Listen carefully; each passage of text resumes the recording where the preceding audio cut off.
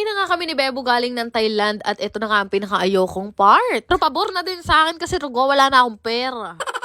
Pero unahan ko na kayo, pasensya na kayo, Diyos ko, malala na yung sipon ko kaya medyo ngungu ako. Ano kaya rugoy gamot dito? 5 PM pa nga yung flight namin at 11 AM pa lang yata ito nag-check out na kami. Gugutom na nga kami dalawa ni Bebo kaya naghanap muna kami ng pwede namin kainin dito sa tabi-tabi. Ikasarap sana ng tilapia na to kaya lang walang buro. Pero buti na lang may malapit na McDonald's dito, kaya dito na lang namin naisipang kumain. Habang kumakain nga kami dito sa McDo, napansin ko karaming may dalang ganyan. Ano mo kaya yung pamukpok na yan? Pero dahil nagbasa ako ng comment section kanina, kaya pala rugo marami naka-pink at black ngayong araw dahil may concert ang Blackpink dito sa Thailand. As in, napakarami talaga naka-Blackpink, pati rugutong nasa likod ko. Hidana, 12:44 pa lang, ano pa kaya gagawin namin?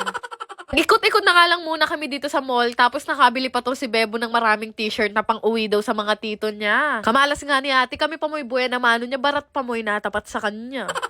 Nakshuta, kahit busog na ako, inaya ko pa rin rugo si Bebo sa Starbucks para lang meron kaming tambayan. Lubos na nga lang namin oras namin dun hanggang 3:00, tapos bumalik na kami sa hotel at bumili muna nitong face mask. Pagbalik nga namin ng hotel, nagtulong na agad kami ni Bebo para sa mga bagahe namin. Naayos na nga namin, sakto naman mo, dumating na yung sundo namin. Nakshutang Bebo, natawa nga ako sa kanya, pinakaganda pa mo niya yung forma niya. Yung hand carry naman niya ba yung... Dumating na nga yung sasakyan namin, Diyos ko, kaganda. Ay, Diyos ko, kabongga, pinakaganda nilang ganyan. Diyos ko, bala mo nakasakay kami sa artista van ni Vice, ganda. Feel na feel pa mo namin, talaga napakaganda nung van. Pero dahil malapit lang naman yung hotel namin dito sa airport, inabot lang naman siguro ng mga 15 minutes yung biyahe namin. Diyos ko, katula ako sa hand carry ni Bebo.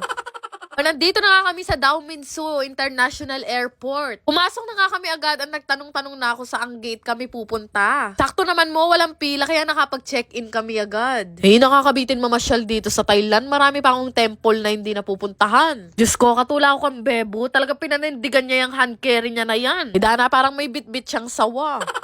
Pagdating nga namin sa gate namin, umupo muna ako saglit dahil Diyos ko, napakasakit ng tiyan ko. Dana akong kailang palis kami tsaka ako nagpupururot.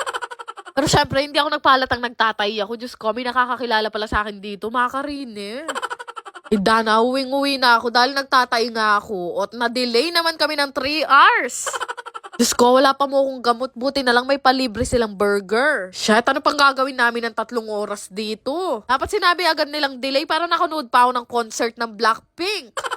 Dana, nabuo ko na yung 3 gabing tulog. Hindi pa rin kami nagbo-boarding. Gutom na ako ulit. Tala na bang burger?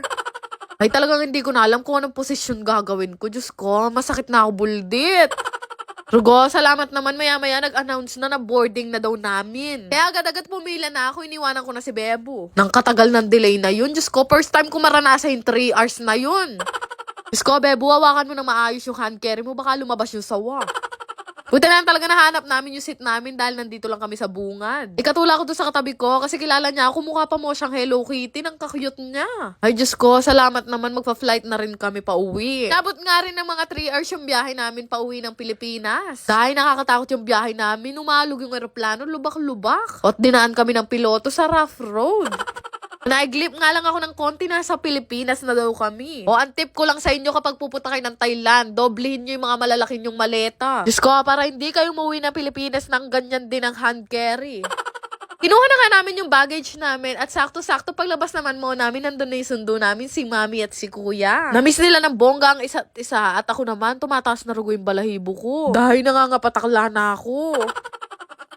Maglalaro lang kayo gamit ang inyong mga cellphone at pwedeng-pwede na kayong kumita gamit itong Diamond Game. Click nyo lang yung link na makikita nyo sa comment section at gumawa kayo ng account gamit ang inyong mga phone number, mag-create ng password at ilagay yung verification code na marireceive nyo. Ganun lang naman kadali mag-register dito sa Diamond Game at magkakaroon na agad kayo ng account. Once maka-register, kakailanganin nyo muna mag-cash in bago kayo maglaro. So, meron namang guide dyan kung paano kayo magka-cash in. Itong Dragon and Tiger yung madalas kong laruin dito dahil napakadali lang manalo. Naku, kahit piso lang yung pera mo na yan, pwedeng-pwede mo yung ilaro dito sa Diamond Game. Dahil 1 peso to 500 pesos yung pwede mong i-bet dito sa Dragon and Tiger. Grabe, napakadaling laro na pwedeng-pwede nyo talagang kuhanan ng income. Naku, basta talaga may tiyaga ka, ay marami kang mapapanalunan dito. Ito lang naman kasi yung pagpipilian mo dito, Dragon, Tiger, or Tai lang. Take your own risk, eka nga. Kaya kanya-kanyang swerte tayo sa paglalaro. Pero ngayong araw, matatawag kong swerte yung sarili ko dahil dahil nanalo ko ng 1,800 pesos sa isang bet. Di ba yung 500 ko, 5,600 na ngayon? Dali lang naman mag-cash out dito. Lagay nyo lang naman yung amount na gusto nyo i-cash out at syempre yung GCash account number nyo. Kaya naman subukan nyo na ring laruin at mag-download na rin kayo nitong Diamond Game. Yan lang naman. Salamat!